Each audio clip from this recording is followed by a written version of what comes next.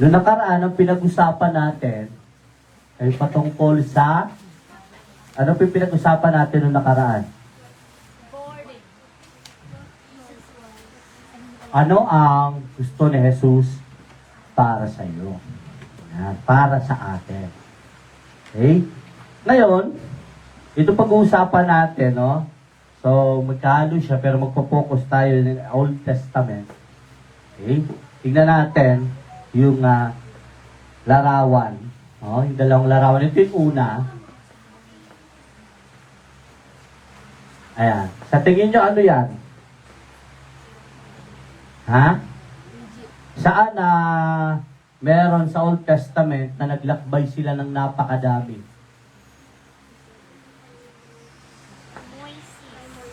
Ay, ano yan? Pila ng, ano yan? Ayuda. Diba? Sa kasaysayan, yung pinakamarami nilang bilang ng mga Israelita is yung paglabas nila mula sa Ehipto. Okay? So, yun na yung time na sila ay pinalaya ng Panginoon. So, basahin muna natin yung ating talata. Sabi rito, ako ang Diyos ng iyong mga ninuno, ang Diyos ni Abraham, Diyos ni Isaac, at Diyos ni Jacob. Na marinig ito ni Moses, tinakpan niya ang kanyang mukha dahil natatakot siyang tumingin sa Diyos.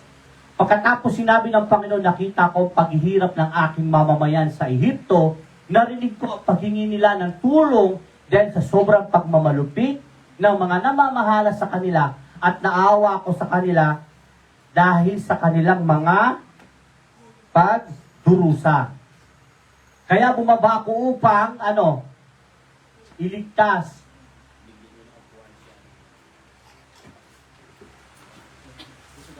Kaya ako bumaba upang iligtas sila sa kamay ng Ehipsyo at upang dalhin sila sa mayaman, malawak at masaganang lupain na tinitirhan ngayon ng mga Kalineo, Hiteo, Amoreo, Pereseo, Hibeo at mga Jebuseo. Narinig ko ang paghingi ng tulong ng mga Israelita at nakita ko kung paano sila inaalipin ng mga Ehipsyo.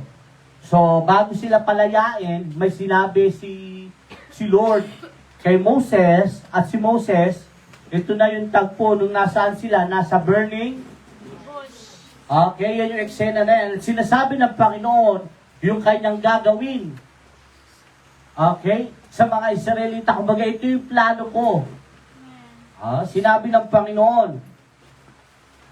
Dito naman, sa ikalawang larawan, ayan. So this is from the New Testament, na may pinagaling si Jesus na isang bulag. Okay? So, sabi rito, sa ating talata,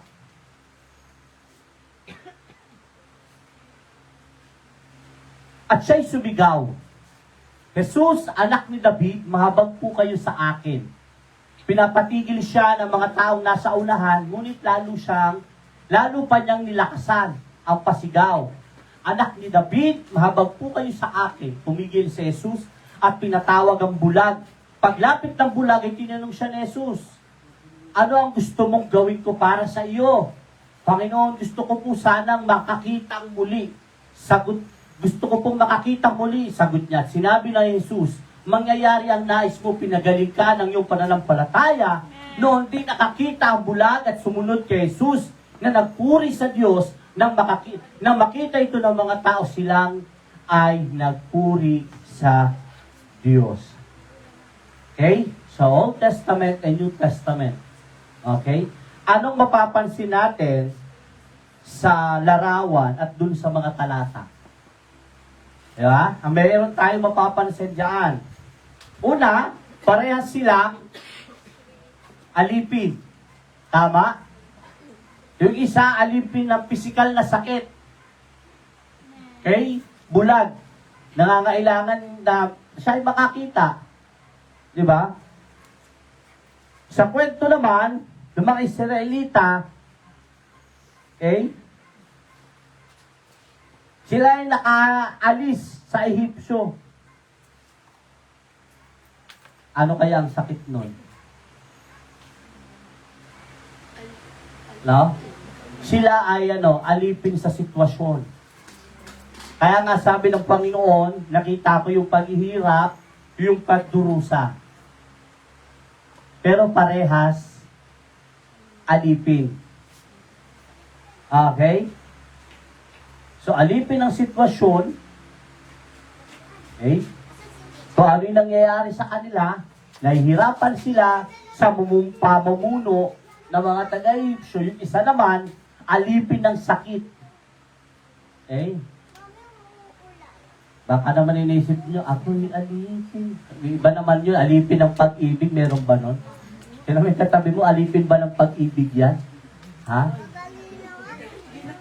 Alam mo, alipin mo ako, di ba? Yung mga kanta, no? Isa naman, ano yun? Kay Ogiel Kasi.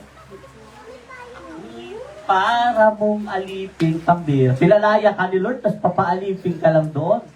Diba? So, parehas silang alipin, at yung lalaki naman sa New Testament, nakakita. Okay? So, ang taga-Israelita, pinalaya. So, pero ito yung gusto ko pang mapansin ninyo, no? Nung pinagaling ni Jesus yung bulag, ito yung nangyari.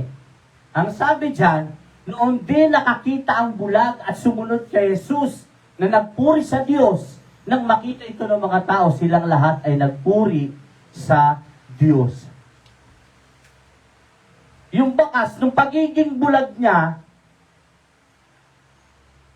ay wala na. Siya ay magaling na. Kapatid, isipin mo, pag ang Diyos ba nagpalaya, mananatili ka pa ba sa ganong kalalagayan? Si Jesus nagpagaling, nagpalaya mula sa sakit, pero hindi na nakita yung bakas ng pagiging alipin ng sakit. Ito yung Israelita. Ngunit yung mga taga-Israelita, nung pinalaya sila mula sa Ehipto, di ba? Alam naman natin, grabe ito mula nung pinalaya, parang mga hindi pinalaya. Di ba? Tignan natin, ilan kaya? Yan. Ilan kaya sa atin yung pinalaya na, pinagaling na ng Panginoon, pero hanggang ngayon, yung buhay nila, dala-dala pa rin ang Ehipto. Hindi mo pinalaya ka na ng Panginoon. Alin ka ba rito yung sa New Testament na pinalaya na ng Panginoon mula sa sakit ng pagkabulag o yung pagiging paralisado, inaalihan ng masamang espiritu, basta sinabi pinagaling ng Panginoon, lumalakad, iba nakakakita, nakakatayo, nawawala yung sakit, at hindi mo na mababakasan na inalipin pa siya ng sakit. Kumbaga wala na, hindi na nadala-dala. Hindi mo na pwedeng sabihin, ay, paralyzed yan. Paralyzed, tumatakbo na. Hindi mo na pwedeng sabihin, bulag yan, nakakakita na. Diba? Pero sabi dito, at mas mahirap na bubuhay siya na parang nasa Ehipto pa rin kahit inalis na siya ng Panginoon doon. Ang mahirap, pinalaya ka na ng Panginoon, pero dala-dala mo yung Ehipto. Diba? Madalas ganun tayo eh. Pinalaya ka na ng Panginoon, inalis ka na ng Diyos sa ganung kalalagayan, pero gustong-gusto mo yung Ehipto. Naiintindihan po ba? Yung bulag, nung pinagaling siya ng Panginoon, nagpuri siya, sumunod. Ang mga Israelita, pinalaya ng Panginoon. Di ba sa kwento, nakakainis? Masaya pa sila? Happy-happy pa sila palagi? Kami sa maisip mo, pinalaya na ako ng Panginoon, pero parang dala ko yung Ehipto. Naisip nyo, kahit anong pagpapalaya sa iyo ng Panginoon, kapag gusto mong dalhin yung Ehipto sa buhay mo, kung saan ka pinalaya ng Panginoon, mahirapan ka talaga. Kasi alipin ako ng nakaraan namin. Wow. Iba sabi, bago mo ko mahalin, siguraduhin mo munang hindi mo na talaga siya mahal. Ha? Diba? Paiksi-eksena na ganyan. Ako ba talaga? Kasi kahit ako ang nandito ngayon, sa nakaraan pa rin nabubuhay. Diba? Ako ang kasama mo, pero siya ang nasa puso mo. Amber, napakahirap talaga. Pero totoo eh. Diba? Isipin mo, pinagaling kita ha, pinalaya na kita dyan. O saan ka pinagaling, saan ka pinalaya ng Panginoon, dala-dala mo, okay din. Okay lang, kasi kaya mo lang mabuhay, pero napakalayo. Doon sa gusto mong mangyari, and umaasa ka. So, mahirap eh. May salita, umaasa sila, totoo sila, i-bless ni Lord. Pero sa pag binasa mo yung kwento, diba? Napakalayo. Kung ano-ano muna nangyari sa kanila. Kaya minsan magtataka ka, di siguro ko pinalaya ng Lord. Pinalaya ka na. Oh. Dala-dala mo lang yung Ehipto sa buhay mo. Kaya, so yung title ng pag-uusapan natin ngayon, sabi dito, nakibasa po. Does the Egypt still reside within you? Nasa iyo pa ba? Naninirahan pa ba? Ang Ehipto. Baka sabihin, ay hindi naman po ako taga-Egypt. Hindi po yun. Yung Ehipto dyan, sumisimbolo nung nakaraang buhay natin. Yung Ehipto dyan, sumisimbolo sa dating umaalipin sa atin, sa dating kumokontrol sa atin. Okay? Kaya nga ang tanong, yung Ehipto pa ba ang nasa sa iyo? Nasa sa iyo pa ba? Naninirahan pa ba? Yung Ehipto na yan. Kasi marami, tumagal sa church, pero yung Ehipto, dala-dala pa rin nila. Na kung saan, dapat hindi na yun. Subukan mo, may asawa ka, tapos ikuwento mo yung ex mo. Alam mo, ang saya. Alam mo, mas masaya ako sa kanya kaysa sa'yo. Ewan ko lang. Diba? Subukan mo gawin. Yung una, okay lang, pero kung araw-araw, ganito din eh. Di ba? Kung mababasa natin yung kwento, mula nung palayain sila, dala-dala kaya nila? So ang tanong, sa atin naman, dala-dala pa ba natin yung Ehipto na yan sa buhay natin? Ay, hindi mo na ako mababago, masungit talaga ako. Ay, hindi mo talaga ako mababago, snubber ako. Pinalaya na ni Lord, pero snubber daw siya. Ay, pinalaya na ako ng Lord mula sa Ehipto, pero huwag mo akong gagalitin. Mawawalan ka ng lalamunan sa akin. Pinalaya na ni Lord yan, ha? Pero yung Ehipto nandun pa. Diba? Ang mga Ehipto naging malupit sa mga Israelita. So, yan yung title po natin. Ang sabi rito, how can Israelite live who has been set free by the Lord, but Egypt still lives within him? Paano yung mga Israelita mabuhay, namumuhay, na pinalaya na ng Panginoon, pero yung Ehipto namubuhay pa rin sa kanila? Tingnan nyo, napakahirap. Imbis na ng lupang pangako, napakadali lang, nandun lang, paikot-ikot lang sila. Ilang taon sila tumagal sa paglalakbay? 40 years. Siguro kung may kausap ka, tapos ito kwento mo, ganun ka, may makukuha kang pressure, baka sabi, tanga ka, nandun na. Bakit umabot pa ng ganun? Nandun lang, paikot-ikot lang sila. Bakit? Kasi nga dala-dala pa nila yung Ehipto sa buhay nila. Pasabi nila, paano natin nasabi? Una, kung paano sila mag-isip, how they think. Bigyan tayo ng isang verse. Ang mga Israelita ay nagreklamo kina Moses at Aaron. Sinabi nila, mabuti pa sana, pinatay na kami ni Yahweh sa Ehipto.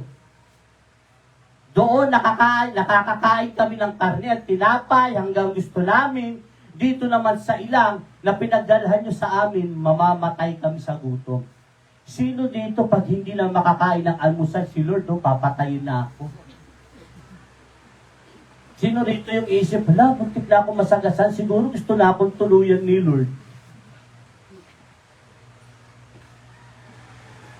Paano ka di ka magkasagasa, nagsiselfone ka, dumatawid ka? Pati si Lord, dinamay mo pa. How they think? Paano sila mag-isip? Pinalaya ko kayo, tapos ganyan ang iisipin nyo sa akin?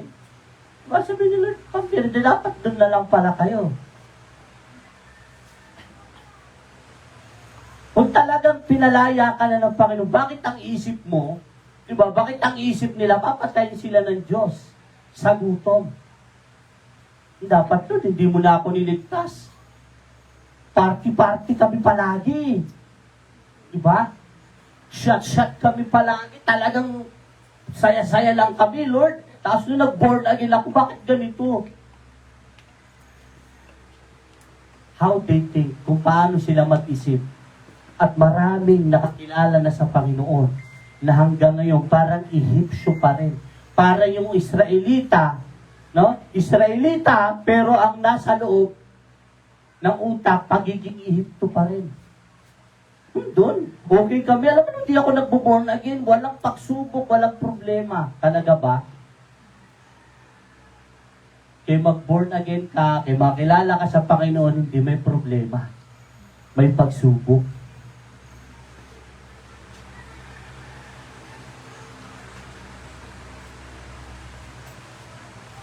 Grabe, no? Minsan ganun tayo mag-isip. Parang hindi pinalaya. Tingnan natin to. Here are some examples of negative mindset. Halimbawa ng mga negatibong kaisipan. Okay? Scarcity mindset. Pag born again ka, hindi pwedeng ganito. Yung mindset mo laging kulang. Si Lord magbe-bless. Si Lord, scarcity mindset. Believing there is never enough. Walang kapintuhan, time, money, resources. Diba? Binigyan, may Pasko, tatanggap ka. Nabigay sa'yo red. Favorite mo white. Ano ba yan? Bad trip. Hindi pa yung favorite kong pula. May handa na kayo. Walang salad. Ano ba naman yan? Parang tayo? Parang di kumpleto yung handaan. Bakit? Walang salad. Kabibigay pa lang sa'yo ng 100. Ano ba yan? Kakasya kaya ito. Samantalang wala ka mapag-una ng 100, binigyan ka lang ng 100. Tapos ang isip mo, imbis na magpasalamat, kulang po. Niregaluhan ka ng ninong-ninang mo, kahit malaki ka na, binigyan ka 200. Ba naman, laki-laki ko na, dapat 500. Scarcity mindset, laging kakulangan, hindi sasapat, hindi sosobra sa kanya. Kumakain ka ng umagahan, hindi ka patapos, paano kaya yung tanghalian namin? Ubusin mo muna yung magahan. Nako, ano naman to? Gutom tumamaya. Kaya mag-asawa, minsan nire-rebuke niya ako. Kasi, paano kayo ganito? Doon ka magsalita ng gano'n, huwag ka ng gano'n. Kasi scarcity mindset yan. Kasama sa scarcity mindset, ayaw nila nung tinatawag na it is better to give than to receive. Kasi isipin nila, pag nagbigay sila, walan sila. Pero iba ang Lord, di ba? Sa Panginoon, mas lalo ka nagbibigay, mas lalo ka niya pagpapalay. Kasi ng prinsipyo ng Bible. Di ba? At ayaw nga ng Lord ng pagiging madamot eh. Diba? Pero yung negative mindset, kasama tong scarcity.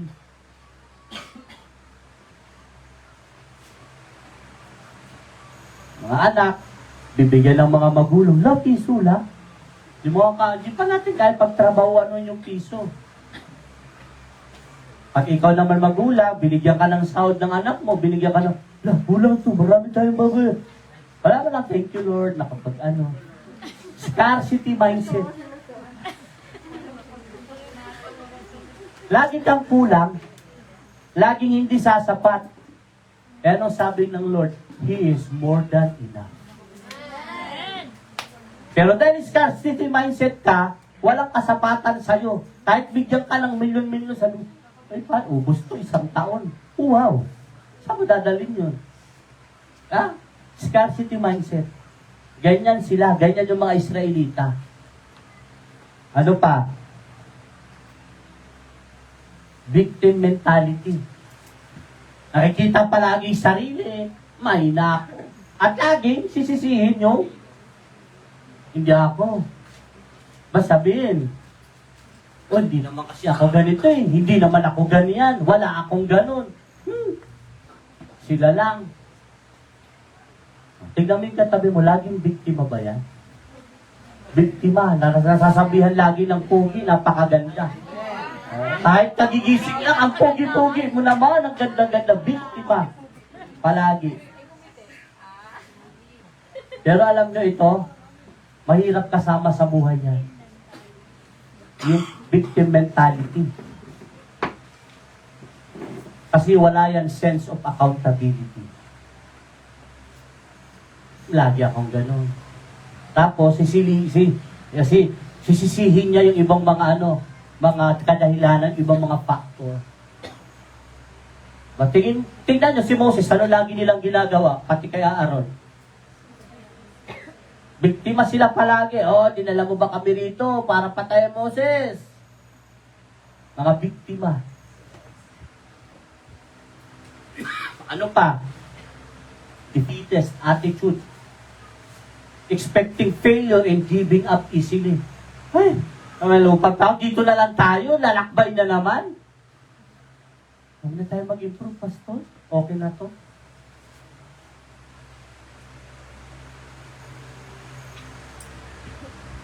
Huwag na tayong magganito. Pag tayo po ay nagpapaganda ng church, hindi yun para sabihin tayo ay sikat. Para po yan sa glory ng Lord. Kung may ginagawa ang Panginoon, huwag na yan. Itong church, alam niyo po ba, parang noong una, parang parang hindi magagawa. Kasi nagkaroon ng gulo, no? Si Brother Junior talagang naging Bonifacio siya. Parang lalaban na siya ng Pero kung ang bawat isa sa atin, nagkaroon ng tinatawag na defeatist attitude, ay, hayaan mo na, Pastor, doon na lang tayo, magsiksika na lang. Hayaan nyo na lang kami mag-yakap ka na ba nagpipreach kayo. Giving up easily. Binigyan ka ng ministry. Dahil lang makulit yung tinuturuan mo, makulit lang yung membro mo, ayaw ko na dyan, baka ilaglag ko pa yan dito sa atin. Yan sila eh. Huwag na itong Moses, dyan tayo talaga, tatawid talaga tayo dyan. Paano yan? Katatawid na lang natin ang ilog Jordan. Moses, tatawid na naman katatawid lang natin nung kay Moses sa Red Sea, tatawid na naman tayo ng ilog Jordan. Ha? Talaga ba, Joshua? Tatawid na naman tayo. Di nila alam yun ang para makapasok. Kailangan talaga nila yun. Mahirap kasama to. Yung may ganitong kaisipan. Mahirap. Blaming others. Holding others responsible for own problems or failures. Mahirap yung ganyang mindset. Pag ito, sisisihin ko na lang si ganito. Siya naman responsable rin. Yung ganyang mindset, si ano naman ang utos. Dahil inutos lang to sa akin ng pastor. Bala si pastor dito, gagawin yung the best ko. Hindi na alam, para kay Lord kami parehas gumagawa. Diba?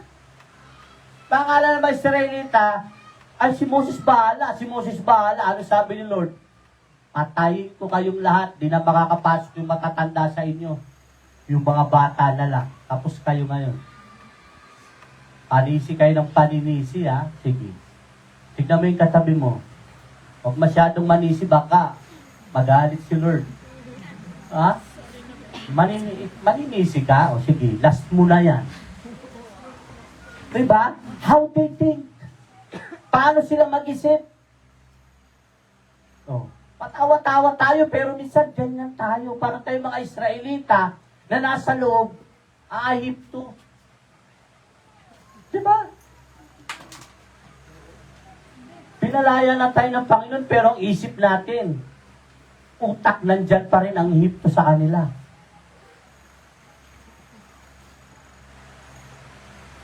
Akala nila yung pagiging alipin naging comfort zone na nila. Ay, okay na ako sa ganito. There is no growth in comfort zone.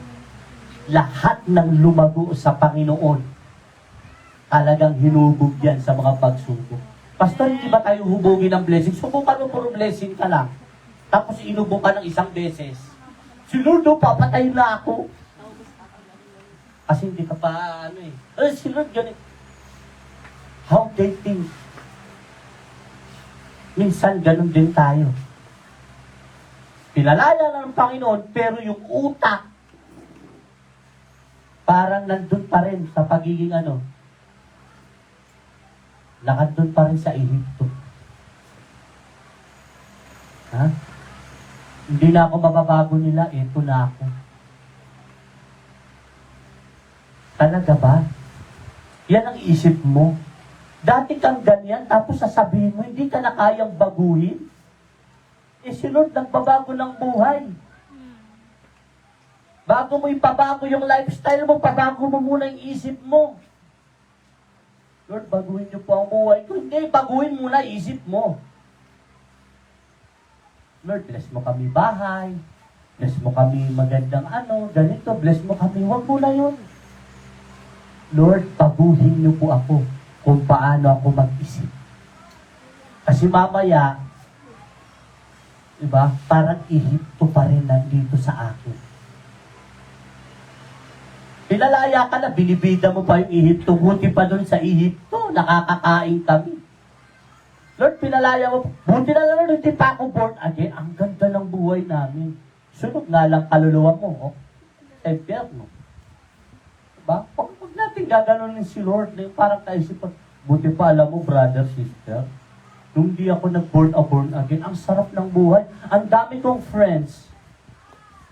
Ngayon wala na. Tanungin mo, ano ba yung mga friends mo na ba? Kaya ka bang samahan niyang hanggang kamatayan? Diba?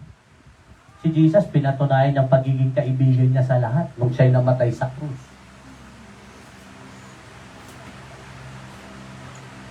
How they think. Ganun ba tayo? Tingnan mo yung katabi mo, ganun pa? Kasama mo palagi yan. Alam mo, pinalaya yan ni Lord. Pero kilala mo rin kung nasa kanya pa ang Ehipto, kung paano siya mag-isip. Ako na to eh.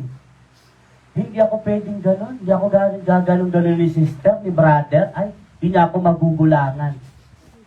Ang hindi mo alam, hindi ka ginugulangan. Itinutuwid ka lang.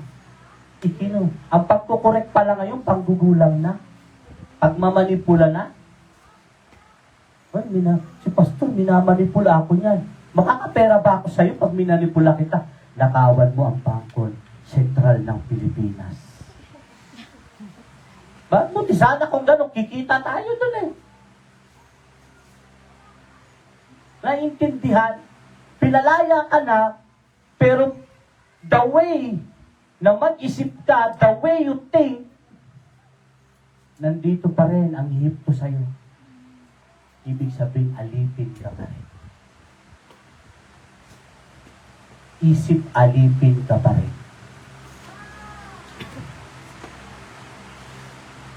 Nasasaktan yata yung katabi mo. Pakitapik mo lang muna. Pero yan ang totoo eh. Sana hindi na tayo gano'ng mag-isip. Isip na natin, mindset na natin, kung paano tayo mag-isip, pinalaya na. Pangalawa, how they acted. Paano sila kumilos doon? Yan. Ang sabi dito, nang magtagal si Moses sa bundok, ang mga Israelita ay lumapit kay Aaron. Sinabi nila, igawa mo kami ng mga Diyos na mangunguna sa amin. Hindi namin alam kung anong mga nangyari sa Moses na iyan, na naglabas sa amin sa Ehipto. Kung gayon, tipunin ninyo mga hikaw na ginto ng inyong mga asawa at mga anak at dalhin sa akin. Sagot ni Aaron, ganon na ang kanilang ginawa.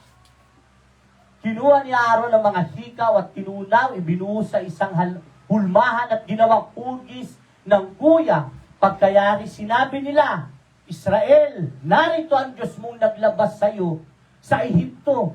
Nang ito'y makita ni Aaron, gumawa siya ng altar sa harap nito at sinabi sa mga tao, ipagpipista natin bukas si Yahweh. Kinabukasan maaga silang bumangon at nagantog ng mga hayop at sinunog sa altar. Nagpatay pa sila ng hayop na kanilang pinagsalusaluan. Sila'y nagpakabusog, nag-inuman, at mahalay na nagkasayahan. Pinalaya na yan.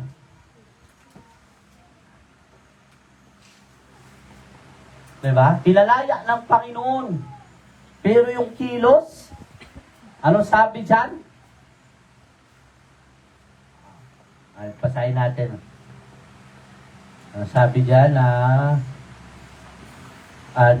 sabi gano'n, hindi naman namin alam kung ano nangyari sa Moses na yan na naglabas sa amin. Kung gayon, tipunin yung mga hikaw ni ginto ng inyong anak dahil sa sagot lang gano'n ang kanilang kinuha. Tapos nito'y, ano sabi? Sabi nila, Israel, narito ang Diyos mong naglabas sa iyo sa Ehipto. Pero mo, gumawa sila. How they act. Pinatawid kayo ng Red Sea.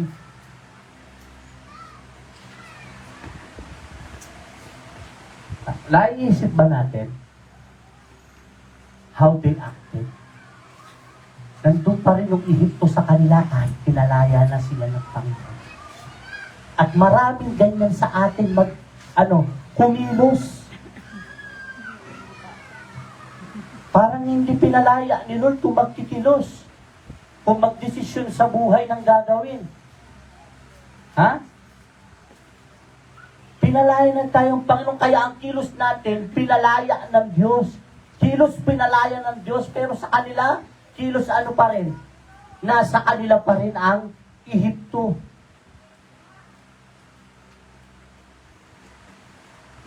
Tayo, kamusta?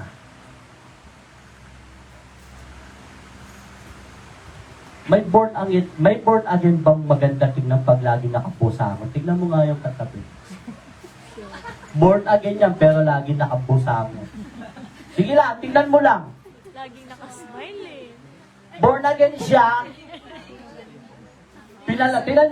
Pinalaya na siya ni Lord, pero dahil ang act niya, pag kumilos siya, is parang andun pa rin talaga yung Ehipto. Tignan mo. Alam niyo ba, isang tatak ng pagiging isang Kristiyano? Palangiti. Subukan nyo mag-asher dyan. Yung nakasimangot. Welcome, brother. Welcome, sister.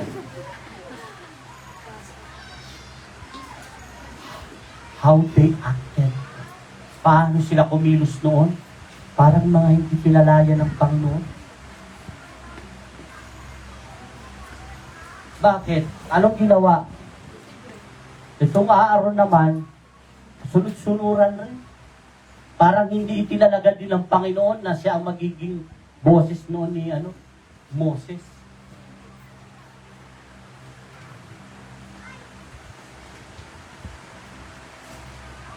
Marami sa akin doon yan.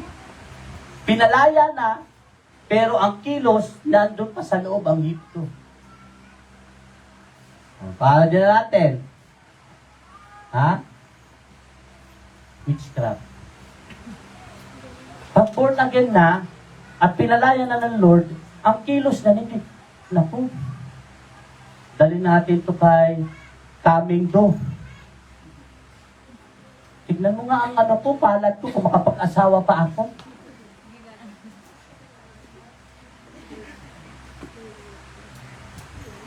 Sumangguni tayo kay ano? Pumilos ka na pinalaya ka ng Diyos, may sakit ka, gamitin mo pangalan ng Panginoon. Amen. Yung bulag, hindi niya sinabi, ano? Sinigaw niya, Jesus, anak ni David. Ipa yung bulag, alam yung lineage ni Jesus. Eh. Matindi yung pananampalataya ng bulag. Alam niyo kung bakit? Alam niya kung saan galing si Jesus eh. Nasa linya ng mga hari. Kahit ilang basta tinawag. Ibig sabihin, pinaparating niya kay Jesus, kilala po kita. Naririnig ko lang po ang pangalan ninyo. Kaya hindi siya napigilan eh. Sabi niya, Jesus, anak ni David. Kaya yung mga nakakarinig doon, o yung sinabi mo anak ni David, yun ay ang linya yun sa pagiging hari. Kaya si Jesus, na ano na, hari. Kasi nasa linya ni David. Diba? Ano sinigaw niya? Pagalingin mo ako. Tinanong ni Lord, ito gusto mo? Tinanong siya ni Jesus, pagalingin mo ako. Paano siya mag-act? Yung pinagaling. Nagpuri. Pinagaling eh. Pinalaya sa sakit.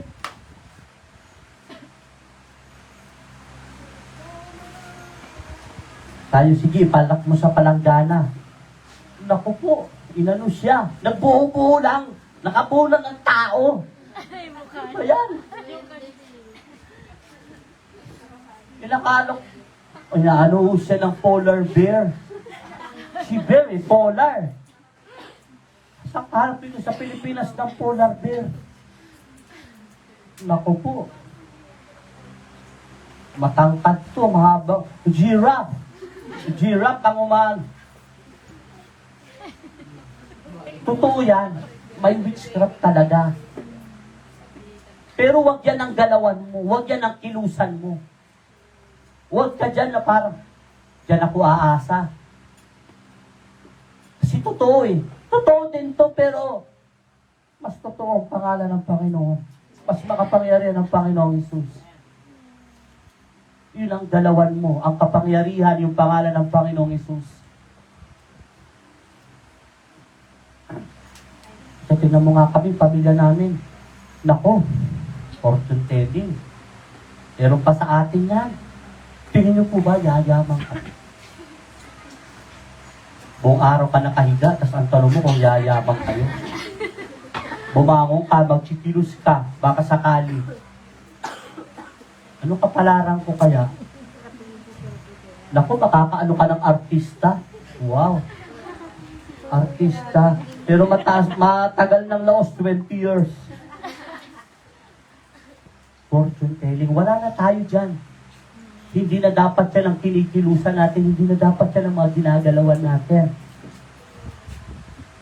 Ano pa? Nahiya. Ayan. Hindi ako magaling sa skills. Hindi ako magaling sa mga ganito. Baka swerting na ako sa sugat. Gambling na lang. Tingnan mo yung katabi mo. Kung born again pa yan. Kung born again yan, hindi na nagsusugal yan. Pustahan tayo. Hindi na nagsusugal. Hindi na lang kinikilusan ng isang, pinalaya na ng Panginoon. Ano pa? Horoscope. Ayon sa araw na ito, maswerteng kulay, bayo. Maswerteng numero, 21. Yan ba? Wala tayo sa horoscope. Wala na yan, hindi na tayo yan. Kasi pag pinagtagpo kayo ng Panginoon, pinagtagpo talaga kayo. Ano mo kailangan? Maswerteng kulay, maswerteng numero. Alam mo lahat, tama eh. Maswerte itong mga to, sa'yo lang akong minalas. Naintindihan? Wala na tayo sa ganon. Wala na tayo sa horoscope. Ang mga tala ngayon ay nagpapakita para sa mga pinanganak sa Cancer, Sagittarius. Sila ay maswerte sa buwan na Pinagtagpo ang Virgo at ang Leo ay pagtatagpuin sa buwan. Wala na tayo sa ganon. Dati nangunguna pa sa mga dyaryo. Ngayon, meron ng online tarot, online fortune, lahat. May ina-online na. Wala na tayo dyan. Ano pa? Swerte-swerte. Ha? Huwag na tayo magsasabi ng mga ganyan. Kapatid, ingat sa pag-alis mo. Pagpalain ka ni Lord, good luck. Wala na tayo dyan. Ano kayo matatanggap kayo ko sa trabaho natin? Alam mo, friend, kasama mo si Lord, good luck. Hindi na tayo kumikilos dahil may good luck. Hindi na natin ginagalawan yung gusto ng Lord paggalawan sa atin at sasabihin natin, oh, good luck sa ministry ko. How they acted. Ganyan din tayo. Minsan umaasa na lang tayo saan? Sa swerte. Ano pa? Wrong belief.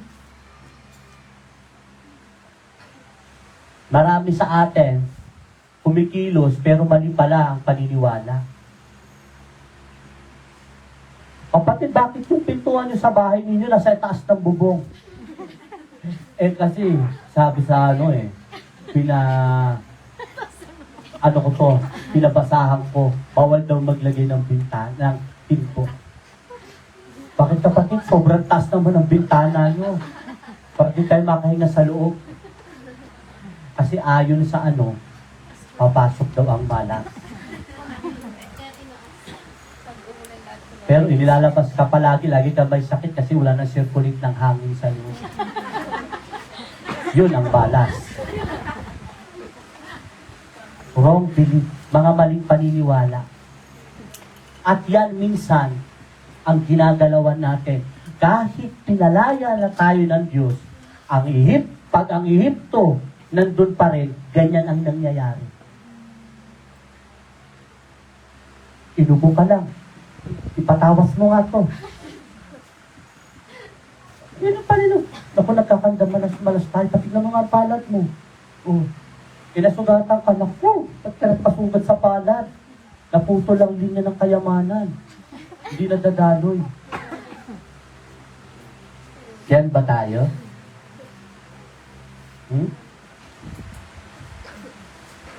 Ella sabi, how they speak. Sipin mo, pinalaya ka na ni Lord. No?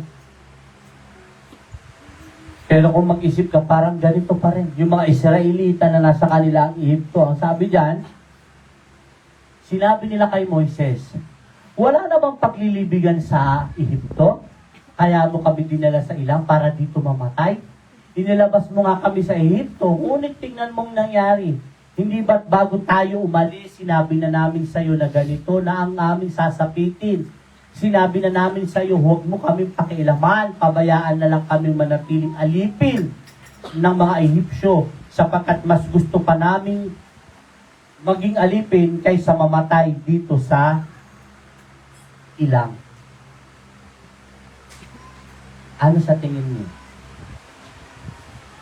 Isang ganyan, si Lord, sabi ko sa iyo, Lord, huwag na akong magsabi na born again ako. Tingnan mo, Lord, wala na akong friends. Naubusan ako.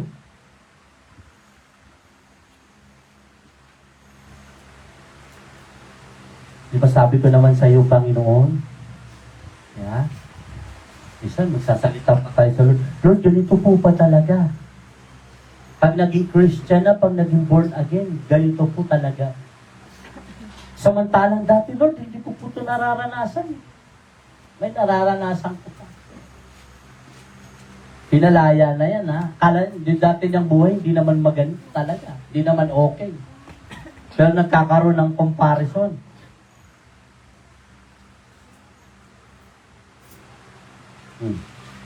Ano pa sabi nila rito? Kaya nga nagalit sila kay Moses. Sinabi nila, bigyan mo kami ng tubig na mainom. Bakit kayo nagagalit? Bakit ninyo sinusubukan ng kakayahan ni Yahweh? Tinanong ni Moses, Ngunit talagang uhaw na ang mga Israelita, kaya sinumbatan nila si Moses. Inilabas mo ba kami sa Ehipto para patayin sa uhaw, pati ang aming mga anak namin at mga alagang hayop? Sinumbatan.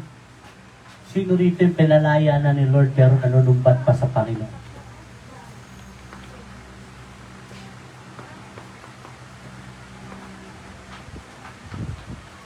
How they speak. Paano tayo? Ibig sabihin, pag ganito pa tayo, Lord, sabi mo. Sa pag nagaganon pala, dapat ang sinasabi, yung salit, di ba Panginoon, sabi niyo sa inyong mga salita. Yan! Hindi yung sabi, Lord, bibigyan mo ako ng iPhone 17 Pro Max. Saan sinabi sa Bible yan? Nabibigyan ka ni Lord, direkta. Di ba sinabi mo, Lord? Magiging mayaman kami, milyon pera namin. Oh, di ba anak ka na ng mga kontraktor? Ay, isip natin. Pinalaya sila ng Panginoon, pero kung magsalita sila sa Diyos, ganun na lang. Pinatawid na ng Red Sea. Diba? Hindi pa ba sila parang, hindi pa ba sapat na, wow, napatawid tayo ng Panginoon? Siguro, hindi naman tayo kaya gutumin ng Panginoon. Ganun sana, hindi. Nila ba kami Moses dito? Ha? Para gutumin? Sa uhawin?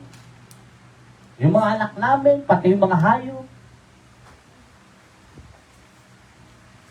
Lord, pinag-born again mo ba ako? Para kutsa-kutsain lang kami na mga kapitbahay. Nung kung sino si Lord, naging born again ba ako para tapak-tapakan? Kaya kayo ma-born again na parang may drama sa buhay mo palagi. How they speak. Minsan ganun tayo. Kung ano dinedeclare ng bibig natin, may kapangyarihan yan.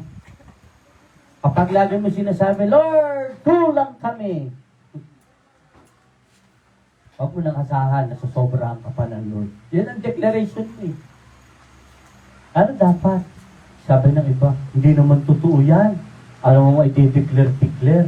Subukan mo, gawin yung anak sa anak. May anak ka, i-declare mo palagi. Mahirap ka, bobo ka. Hindi, wala ka magandang kinabukasan. Tignan lang natin. Kung ganahan pa yung mag-aral, magsikap sa buhay. Diba? May power ang pagsasalita natin. Diba? Itong dila na to, sabi ko, maliit lang na parte, pero nakakamatay. May kwento nga nung mag-asawa. Itong asawa niya, siga sa kanila. Pinagpapabaril na, hindi natatakot. Pinaghahabol na ng taga, hindi natatakot. Isa yung asawa niya sa inis. Sabi niya, bumili ka nga rin ng asin. Bakit mo kinutusan? Ako, nagmura.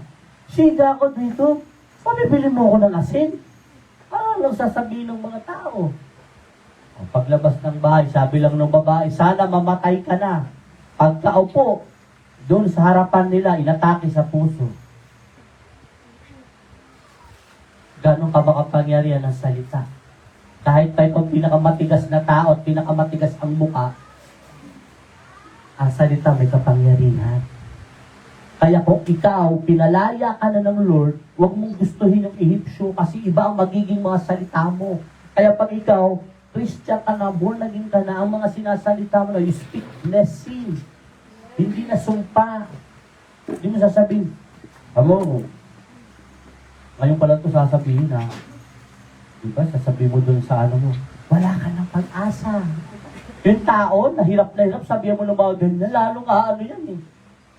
Wala ka ng pag-asa. Sabihin mo yung tao, wala kang kwenta. Diba yung mga tao nga, pag pinapalapit, ini-invite na lumapit sa Panginoon, sinasabihan, ano sinasabi ng mga nagad? Mahal ka ng Diyos. Mahal ka ni Jesus. Subukan mo, lalapit ka sa Panginoon. Wala, di katanggap ni Lord, impyerno ka agad. Wala na yan, di nalalapit niya. Kasi ikaw na pinalaya, kung magsalita ka, nasa iyo pa ang Ehipsyo. Diba? Ganyan na ganyan. Puro reklamo, di ba? Ang hirap talaga pag puro reklamo din, no? Pare-pares tayo, dapat pala inaano natin yan. Nire-review natin. Pagiging reklamador. Tuwing babanggit yan, ano ba naman yan? Parang kulang. Jesus name. Hindi kami kulang sapat at higit pa si Lord. Kaya sa mga magulang, huwag kayo mag-i-speak sa mga anak ninyo. Kaya nga nito mga bago nung mamatay si mama, lagi nang, hindi pa naman, kahit noon pa, yung sinasalita na, kahit nagagalit, sabi niya, pagpalain ka ng Panginoon, kahit ganyan ka sa akin. Ang mga magulang, ang i-speak nyo sa mga anak ninyo, ang sabihin nyo sa mga anak ninyo, magaganda. Kahit inis ka na, kahit gusto mo nang ihagis sa labas. Huwag mo sasabihin ng mga salita na kung saan na magiging sumpa balang araw sa kanya. Naglalabas sila. Wala ka ng pag-asa, impyerno ka na. Hindi gano'n. Mga anak, pag pinagsasabihan ng mga magulang, huwag magsasalita. Kala mo lagi kang tama, ma. Sana di ka na makapagsalita. Magulang yun eh. May karapatan yun sa ating mga anak. Mabuti na lang kung nag-asawa ka na, nagsarili ka na. Naiintindihan kung paano sila mag-isip. Hanggang ngayon, may mga born again na, mga Christian na, no? Kung paano sila kumilos, at kung paano sila magsalita, hanggang ngayon, meron pa rin ganun. Kapag pinalaya ka na, nagbabago ng pananalita mo. Subukan mo, born again ka, palamura ka. Grabe, pastor, pinagpala ako ni Lord. Wow! Grabe, pastor, kumilos ang Diyos sa buhay ko. Parang. Sige, yung ganun tayo. Matutuwa kaya ang Panginoon? Grabe ang kapatid. Grabe ka kapatid. Grabe si Lord sa buhay mo. Di ba hindi? Hindi na tayo ganun. Talaga ba kapatid? Binilas ka ng Lord? Oo. Talagang ka. Maganda ba pakinggan? Hindi na. Kasi ang Panginoon ang nasa iyo eh. Imposibleng yun pa ang mababanggit mo.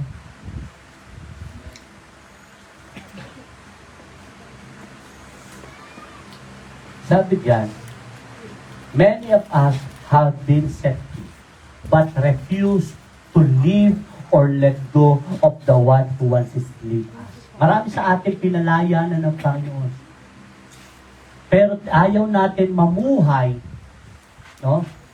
Ngayon nandun pa rin tayo sa pamumuhay at ayaw natin i-let go. Ayaw natin pakawalan yung mga bagay na umalipin sa atin. Pinalaya ka na ng Panginoon dyan. Bakit gusto mo pa dyan? Bakit gusto mo pa yung ganyang character? In character ka? Tingnan mo ngayon katabi mo. Tingnan mo yung katabi mo. Pinalaya ka na ni Lord.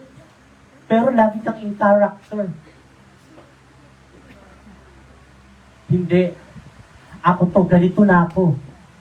Siyang nabubuhay. Sino ba talaga nabubuhay sa'yo? Si Lord ba talaga? Kasi character ka sa mga bagay na pinalaya ka na ng Panginoon. Hindi ka magagalitin. Nasa iyo ng Holy Spirit. Hindi ka suplada, nasa iyo ng Holy Spirit. Hindi ka ganito. Ginagamit lang yan ni Satanas para ilagay ulit ka sa Ehipto. Yung mga umalipin sa'yo, ayaw na yun ng Panginoon.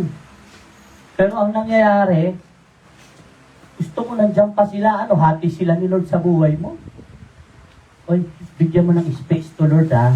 Hindi pwedeng mawawala to. In character ako, dapat nandiyan. Born again ako, pero may witin ang ulo ko. Diba? Born again ako, pero dapat nandiyan niya para astig pa rin ako. Ang tunay na born again, wala nang kahati si Lord sa buhay. Ang buhay na kay Lord at si Lord ang may hawak sa kanya. Hindi, andito dapat meron. Hindi nga eh. Inalipin ka niyan, inaalipin ka, tapos gusto mo, nandiyan yan sa buhay mo.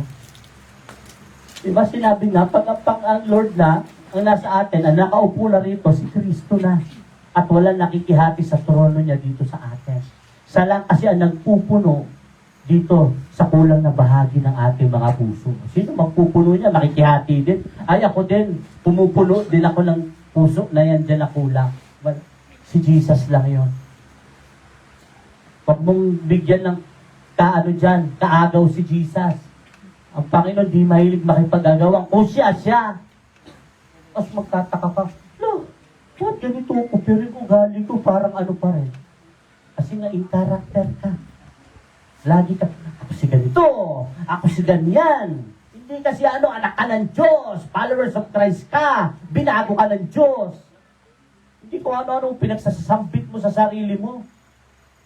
Ako si ganito, ako si ganyan. Pag hindi sinabi sa'yo ng Diyos, hindi ka yun. Eh, lalipin ka nun eh. Ikaw, favorite mo naman yun. Naintindihan, matagal na tayong pinalaya ng Lord. Kaya wag na tayo mag-alipin.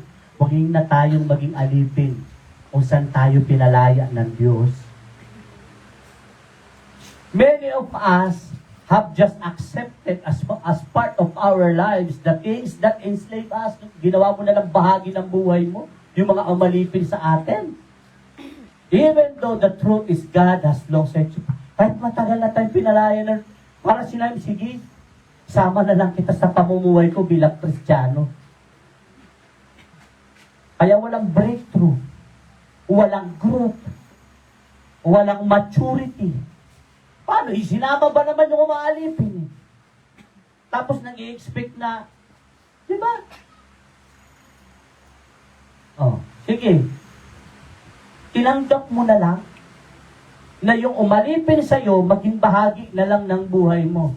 Pinalaya ka ni Lord. Hindi mo talaga mabubuhay.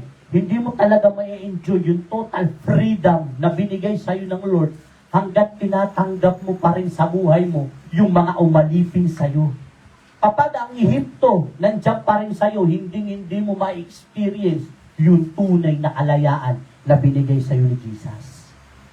Kasi ang totoo, matagal ka ng pinalaya ng Panginoon the moment na tinanggap mo si Jesus bilang Diyos, Panginoon at tagapagligtas, pinalaya ka na. Siyempre, on the process, may mga sinusuko. Pero kung on the process, may pinipili lang tayo na isusuko, wag to Lord, wag ang love life ko, mas marunong ako sa'yo. Sabi no, nakasampung relasyon na. Alipin ang pag-ibig ng mundo, hindi alipin ang pag-ibig ni Jesus. Ang mahirap, tinatanggap natin yan araw-araw ng buhay natin. Pinalaya ka na ng Lord, pero ang Ehipto nasa iyo.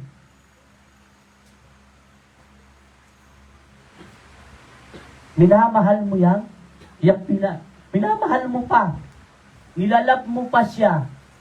Baby ko to. Pinalaya ka na ng Panginoon dun eh. Kaya kung alam mo sa sarili mong pinalaya ka na ng Diyos, wala na dapat yan. Wala na ibang maalipin. Naiintindihan po ba mga kapatid? Mga taga-Israelita, pinalaya ka ni Lord eh. Pero mag-isip sila, kumilos sila, magsalita sila. Tayo din minsan, inalis na ni Lord yung umaalipin sa atin. Pinalis na tayo ni Lord. Ikaw naman, binitbit mo pa. Dinala mo pa. Diba? Ano, na-miss mo? Tingnan mo nga, sabi mo sa akin, na-miss mo? Nami-miss mo, hindi pwedeng mawala. Kaya nga nagsusurrender tayo sa Lord eh. Tapos ikaw naman niyayakap mo. Diba? Ay, hindi kita kayang makawalan. Love na love kita.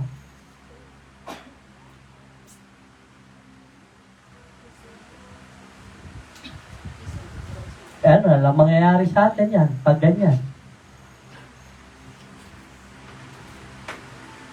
We still think, act, and speak like the Israelites Even though God has already set us free from the Egypt in our lives. Kung paano tayo mag-isip, kumilos at magsalita para tayong tulad ng mga Israelita. Kahit na matagal na tayong pinalaya ng Panginoon, pero buhay na buhay pa rin ang Ehipto sa atin. Hindi yan maitatago. Kitang-kita yan. Lalabas at lalabas yan sa buhay mo, kapatid. Kung paano ka mag-isip, kung paano ka kumilos, paano ka magsalita, kahit pinalaya ka na, pero ang nabubuhay pa sa iyo ang Ehipto, lalabas at lalabas yan, hindi yan kayang itago. Hindi mo yan maikukubli. Tingnan mo tong mga tong Israelita, literal, hindi nila naikubli. Kahit na kung ano na pinagsasabi nila kay Lord, wala silang pakialam. Isang ganun din tayo. Kung masaktan ko siya, yan ako sakit ako magsalita Sabi ng born again daw.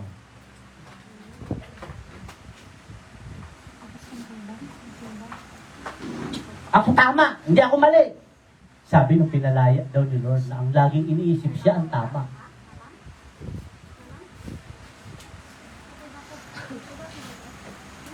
Nasa iyo pa ang Ehipto, kapatid, pag ganyan. Pinalaya ka nga, dinala mo naman ang Ehipto sa buhay mo, wala din. Naintindihan po ba, mga kapatid? Ha? Tapos magtataka-taka tayo minsan. Ha? Naiiyak ka pa niyan, ha? Iyak pa. Hindi makukuha saan. Hindi ka palalayain ng paiyak-iyak mo. Sabi mo sa katabi mo, hindi ka palalayain ni Lord sa paiyak-iyak mo. Palalayain ka ng Lord kapag tinanggal mo ng tuluyan Ehipto sa buhay mo, kasi tinanggal na yan ni Lord, ikaw lang ay yumayakap dyan. Tapos pag dumadaan ka sa pagsubok at problema, paiyak-iyak ka na, para bang ang Diyos pa ang nagkukulang.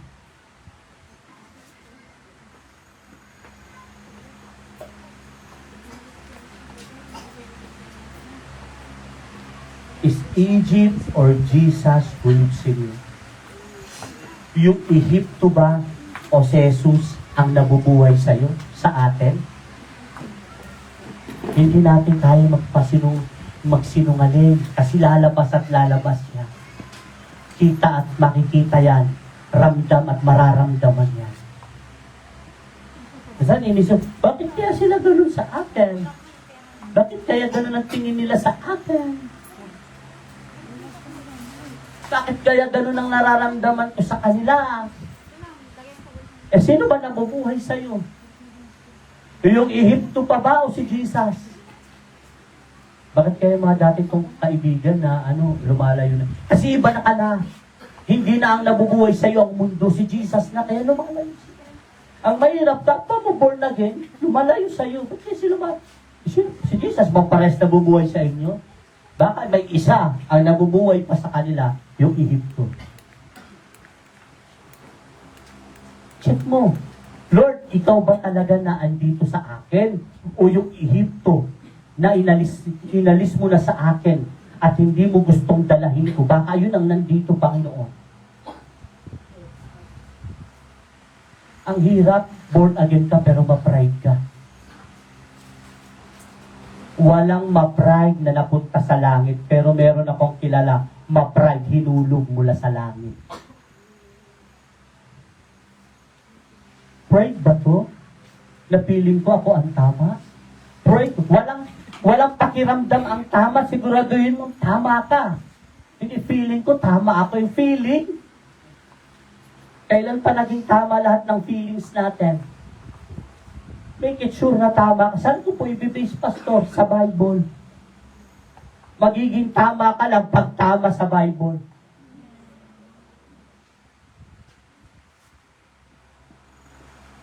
Pero kung ang Ehipto pa rin ang nabubuhay sa'yo, isipin mo, lagi kang tama. Lagi ikaw marunong. Lagi ikaw nakakahigit. Hindi ganyan. Ang buhay ng isang si Kristo ay nasa sa Kanya. Dapat angat ako sa iba. Kailan sinabi ni Lord dyan na dapat angat ka sa iba? Ang nagpapakumbaba, ay siyang itinataas at ang nagmamataas ay siyang ibinababa ng Diyos. Saan sinabi na dapat angat ka sa lahat? Angat tayo sa wala. Sa'yo lang yan.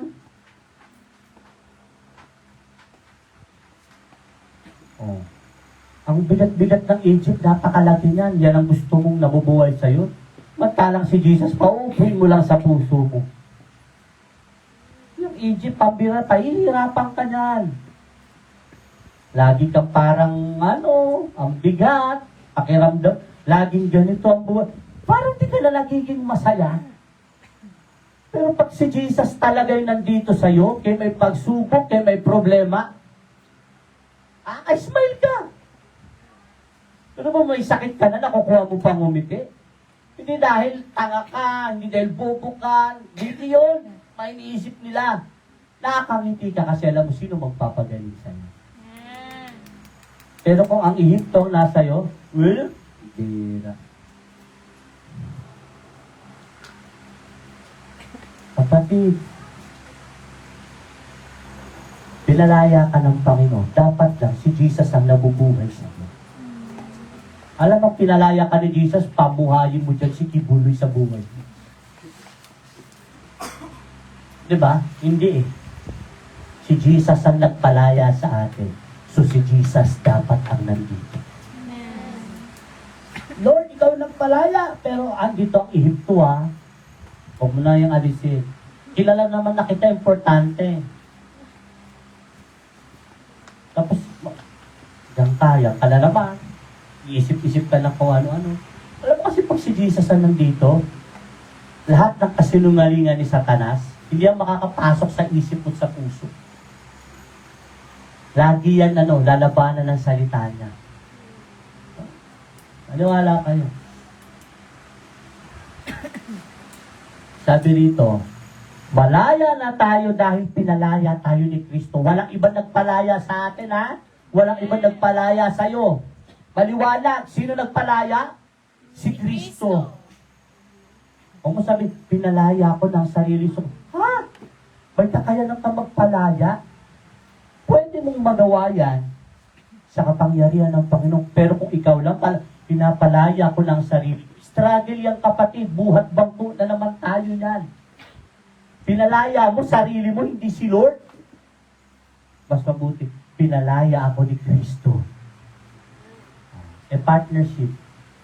At sinurrender ko. O yan ang gawa natin, sinurrender mo. Kaya malaya natin. Kaya magpakatatag kayo at huwag nang maging paalipin pang muli.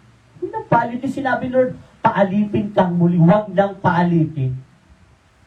O alam mo sa sarili mo na pinalaya ka na ng Panginoon, huwag ka nang paalipin. Kahit ano pa yan, basta pinalaya ka na ng Panginoon, huwag ka nang paalipin. Parang sinabi mo kasi, Lord, pinalaya mo ko, pero naano pa rin po ako nila. Naano pa rin po ako, in character ako. Ay, hindi mo talaga naiintindihan.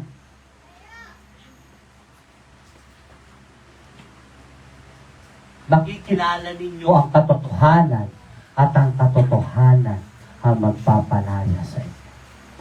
Si Jesus yung katotohanan. Nasa iba si Jesus. Nasa atin ang katotohanan. Kaya malaya na tayo. Naintindihan po ba? Kaya huwag masyadong sigiyakap, ha? Huwag na, malaya na tayo eh. O, mga kapatid, ano yung ginagawa ng isang pinalayaan ng Panginoon? Kung paano siya mag-isip, kung paano siya kumilos, kung paano siya magsalita, ipakita mo ngayon sa Panginoon. Talagang pinalaya. Isa ka sa mga pinalaya ng Panginoon. So tayong lahat ay tumayo. Yung mga pinalaya, hindi yan nahihiyang magsalita, hindi yan nahihiyang kumilos, hindi yan nahihiyang mag-isip kung paano nila papupurihan yung nagpalaya sa kanila.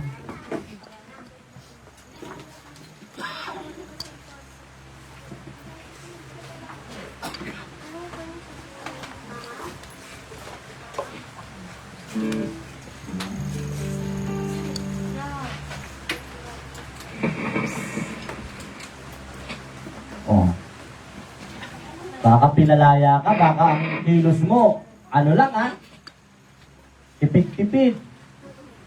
Dapat ipakita natin sa Panginoon, ako po yung pinalaya ninyo. Kayo po ang nabubuhay sa akin. Yung bulag, nung pinagaling, pinalaya sa sakit, nagpuri sa Diyos.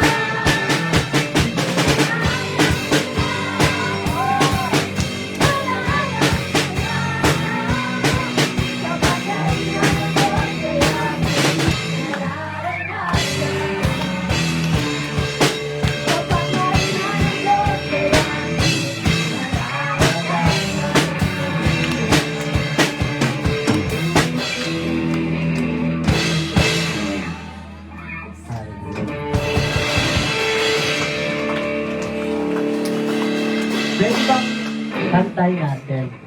Marahan lang, gawin nating solemn. At i-declare natin doon sa buhay natin. Yung sinasabi natin malaya na tayo. Sabi nga natin, gawin natin solemn. Ready? Malayang sundaw. Malayang Malayang lunas, malayang lunas,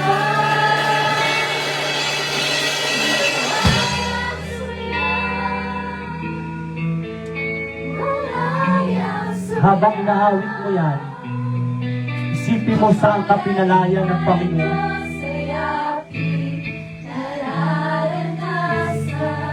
So walang dahilan para hindi ka mag-celebrate kung saan ka pinalaya ng Panginoon.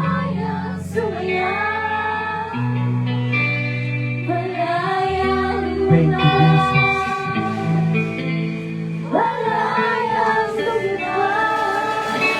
Dati, ibang-iba yung buhay mo. Nung hindi ka pa pinapalaya ng Panginoon, napakalayo ng buhay mo sa ngayon. Punong-puno ka ng galit.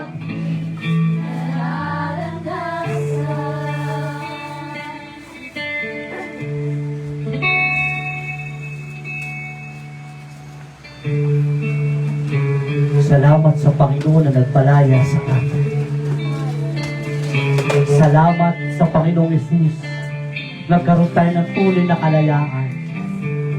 Dahil ang kanyang buhay ay inalay niya sa atin. Kaya kapatid, huwag na tayong mamuhay na parang isang alipin. Pinalaya na ka na ng Panginoon at ang Ehipto, wala ka na doon. Huwag mo na rin dalhin ang Ehipto sa buhay mo. Kasi matagal ka ng pinalaya ng Diyos. At ang dapat ang nabubuhay na dyan, ang Panginoong Hesus na tinanggap mo. Bilang Diyos, tagapagligtas, Panginoon ng iyong buhay. Kaya kung alam mo kung saan ka pinalaya ng Panginoon, hindi mo yan dapat ikahiya. Kung alam mo saan ka pinalaya ng Panginoon, dapat maging masaya ka kasi hindi ka na niya maaalipin. At isang tanda na tayo ay pinalaya ng Panginoon ay kaya na natin makabahagi sa pag-alaala ng ginawa niya sa atin. So ngayong oras na ito, alam mo sa sarili mo na may mga pagkakamali tayo, mga pagkukulang, pagkakasala, tayo ay humingi ng tawad sa Panginoon. Panalangin ang paghingi ng tawad.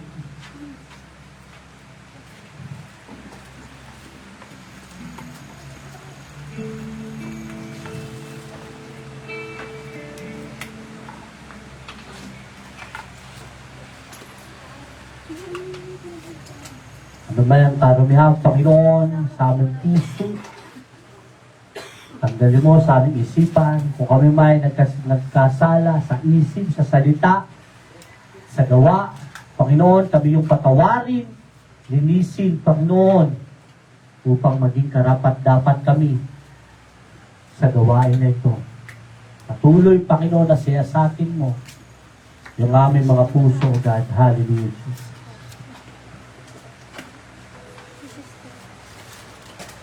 Hallelujah.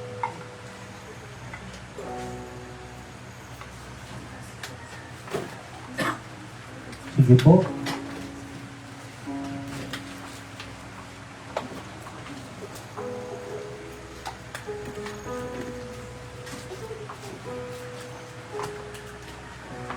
Magkaroon tayo ng paglapit sa Panginoon.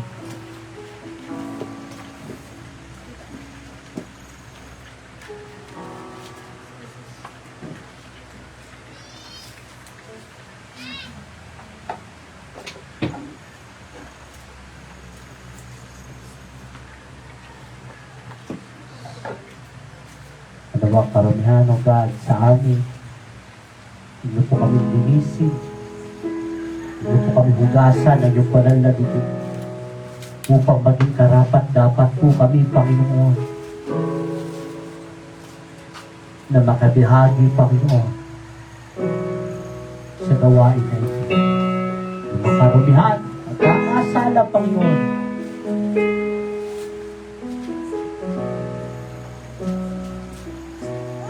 Hindi kami patawarin, O God.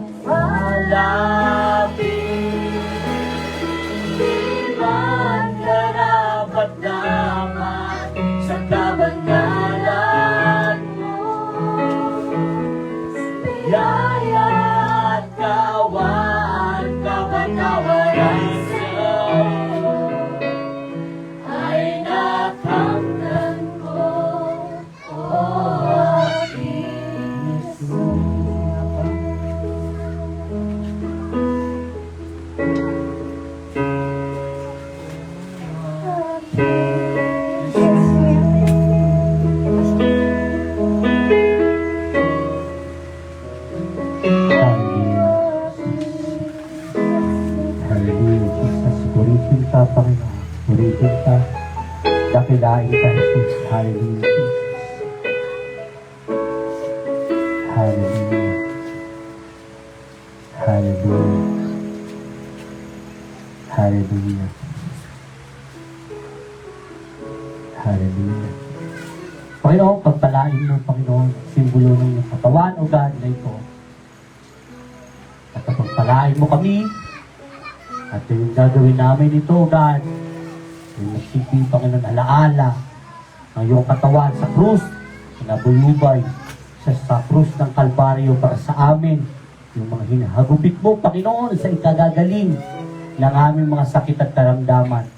Maraming salamat, Panginoon. Hallelujah, Jesus.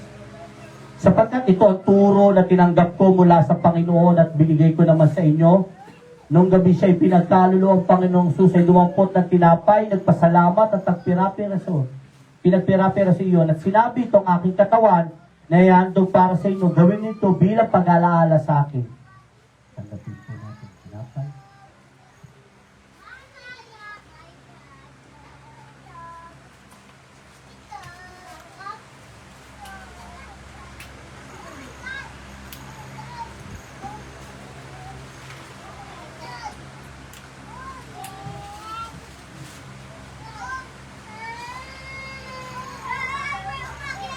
Panginoon, pagpalain niyo po atas ng ubas o God na sumisimbolo sa inyong dugo na siyang naghugas, naglinis sa aming mga kasalanan.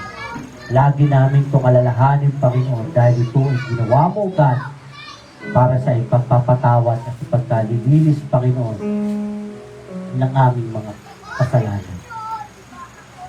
Matapos magapunan, dumupot siya ng kopa at sinabi, ang kopang ito, ang bagong tipan, ay pinagtitibay ng aking dugo. Tuwing inumin niyo ito at gagawin ninyo bilang pag-aalala sa akin, sapagkat tuwing kakain kayo at iinom ng tinapay na ito at iinom sa kopang ito ay pinapahayag ninyo ang kamatayan ng Panginoon hanggang sa kanyang muling pagparito. Inumin po natin ang katas ng ubas.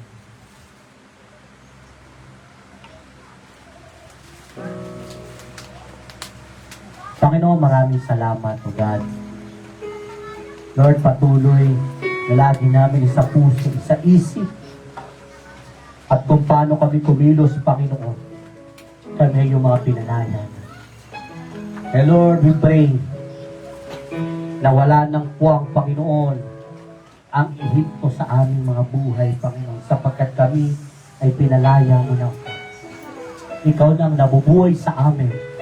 Kaya dapat kami mag-isip, kumilos at magsalita ng isang tunay na pinalaya. Lord, I pray na sa darating na isang buong linggo, pagpalain mo, ingatan, gabayan ang bawat kapatiran ng tao. Sa mga naghahanap buhay, sa mga nagtatrabaho, pagpalain mo sila. Bigyan ng kalakasan, kalusugan, Panginoon, at pag-iingat.